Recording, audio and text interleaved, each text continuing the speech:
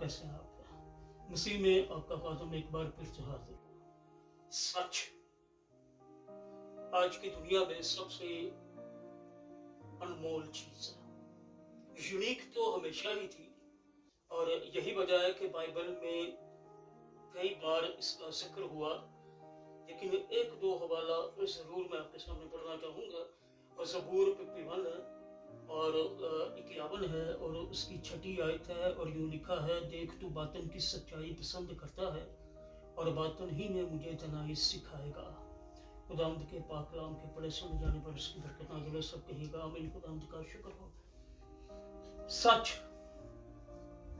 एक सच वो होता है जो सच होता है, खुदा के कलाम की तरह ना मिटने वाला, ला तब्दील है। और एक सच वो होता है जो दुनिया दिखाती है। और तीसरा सच वो होता है जो आपका अपना सच है, जिसमें झूठ, फरेब और किसी को दगा देना और किसी को भी नीचा दिखाना नहीं होता।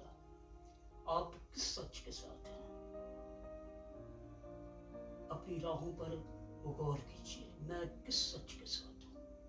क्या मैंने किसी को डिग्रेड किया? क्या मैंने किसी के लिए करियर में कोई मुश्किल रुकावट खड़ी की? या मैंने किसी को डिसरिस्पेक्ट किया? आपका सच क्या है? गौर कीजिए।